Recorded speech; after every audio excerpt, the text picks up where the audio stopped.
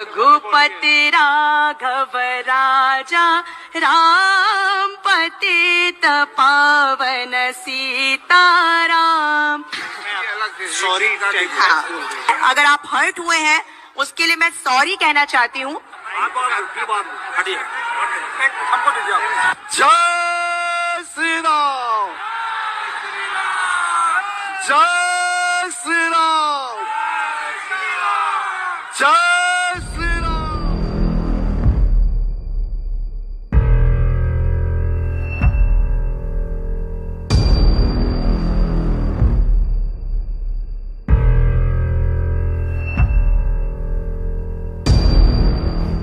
देश में विपक्ष के द्वारा बार बार भारतीय जनता पार्टी पे एक आरोप लगाया जाता है कि वो ना तो संविधान को मानता है, ना ही देश में राष्ट्रपिता महात्मा गांधी और ना ही बाबा साहब भीमराव अंबेडकर को।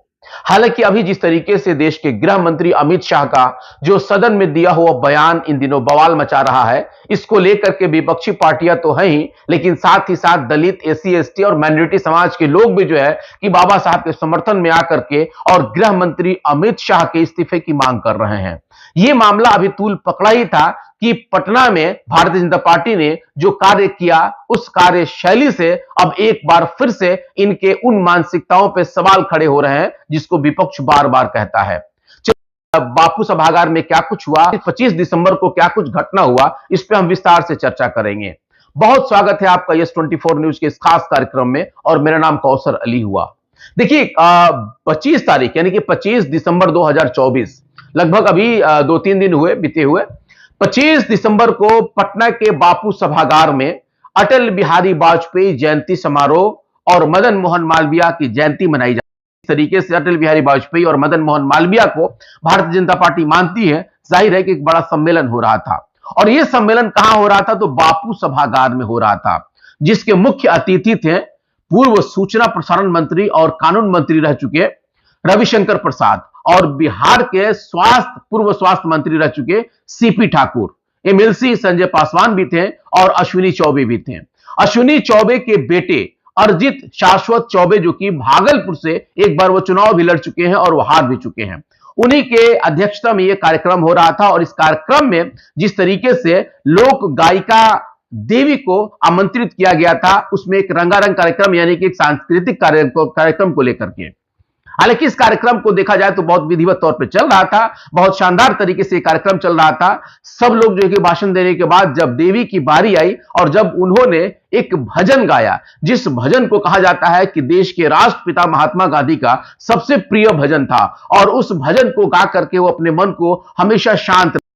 लेकिन देवी ने जिस भजन को गाया वो भजन उनका था कि रघुपति राघव राजा राम पतित पावन सीताराम, ईश्वर अल्लाह तेरे नाम सबको सन्मति दे भगवान। अभी उनकी 2 पंक्तियां शुरू हुई थी, उसी पंक्ति के बीच में सामने से बैठे कुछ भारतीय जनता पार्टी के कार्यकर्ताओं ने हुटिंग करना शुरू किया। और वो हुटिंग किस लिए, क्योंकि उस शब्द में जिस तरीके से ईश्वर अल्लाह तेरे नाम सबको सन्मति दे भगवान, हालांकि अभी इसका मौका नहीं आया था, अभी पतित पावन सीताराम का ही मौका था कि उसी बीच में हुटिंग करना शुरू कर दिया गया।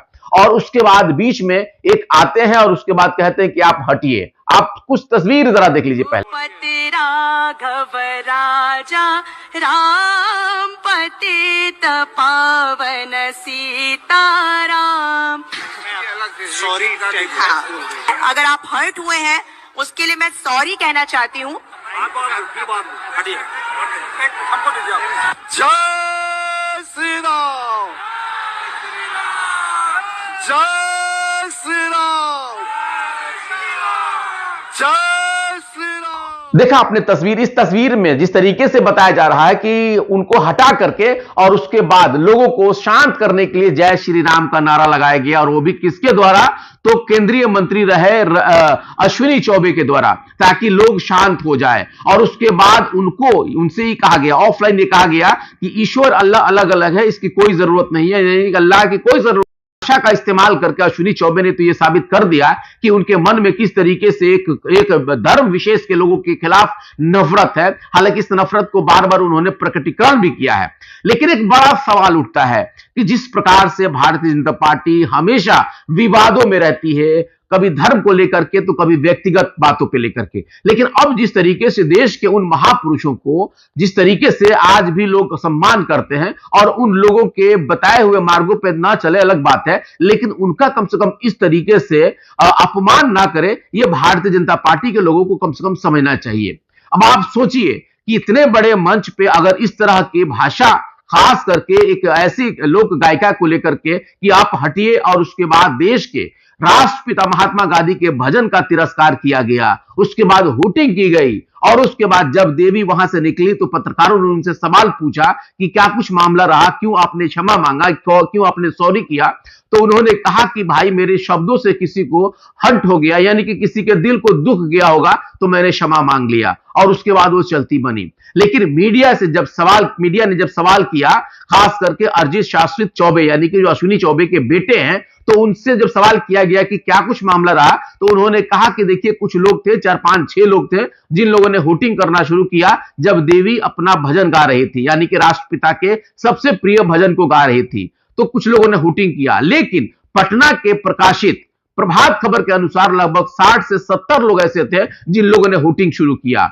अब छोड़िए, आप उनकी बातों को छोड़ दीजिए, लेकिन क्या यह तस्वीर गवाही नहीं देता है कि अश्विनी चौबे खुद आकर के और देवी को हटाने के बाद इस बात को कह रहे हैं, और उसके बाद वो जय श्री राम का नारा लगा रहे हैं कि कम से कम वहां की जो जनता है उसको वो शांत करें। यानी कि कहीं ना कहीं उस भजन से लोगों के दिल को दुखित मतलब हो गए थे लोग, उनको दिल को तकलीफ पहुंच गई थी, जिसमें ईश्वर अल्लाह तेरे नाम सबको सन्मति दे भगवान जैसे शब्द का उसमें उच्चारण किया गया था। और वैसे शब्द जब गाया जाता है तो अब आप सोच सकते हैं कि किसको इससे तकलीफ हो सकती है।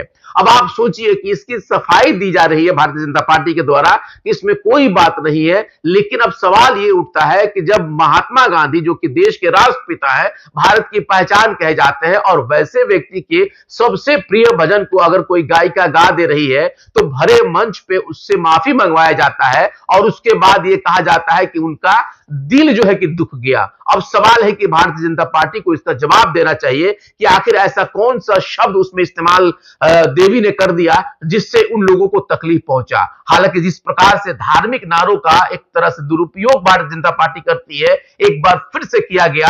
सवाल है कि आप धार्मिक नारा लगाइए, कोई दिक्कत नहीं है, किसी को कोई परेशानी नहीं है, लेकिन परेशानी इस बात की आ जाती है जब आप किसी धर्म विशेष के ऊपर बिल्कुल आप उसको चस्पाना चाहते हैं। अब सवाल ये उठता है कि पूर्व केंद्रीय मंत्री जहां पे हो, जहां पे कई एमएलसी बैठे हो, एक बड़ा मंच हो, और उस मंच से अगर कोई मंत्री इस तरह की बात करता है तो जवाब और सवाल तो बनता है। अब इस सवाल का जवाब भारतीय जनता पार्टी कैसे दे रही है, ये देखने वाली बात है। और जिस तरीके से राष्ट्रपिता महात्मा गांधी का अपमान और खास करके उनके उस प्रिय भजन का जिस तरीके से तिरस्कार भारतीय जनता पार्टी ने किया, अब आने वाले वक्त में इसका किस तरीके से वो सफाई दे पाती है या कुछ कह पाती है, इसका अब देखना सबको बड़ा दिलचस्प होगा और बड़ा इसका इंतजार भी होगा। लेकिन जिस तरीके से भारतीय जनता पार्टी ने 2014 के बाद से इस पूरे भारत को बदलने का जो प्रयास किया है, एक तरह से देखा जाए तो जिस तरह से चारों तरफ नफरत का माहौल बना दिया गया है, उस नफरत के माहौल में हालांकि ये चीजें बिल्कुल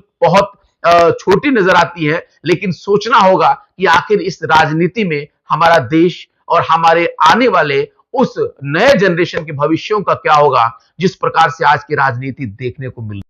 फिलहाल आपको यह विश्लेषण कैसा लगा कमेंट बॉक्स में जरूर बताइएगा, और ये सोचिए कि देश कहां जा रहा है और क्या हम जो कर रहे हैं आज के इस राजनीति के लिए क्या वो सही है। फिलहाल बने रहे हमारे साथ, बहुत बहुत धन्यवाद।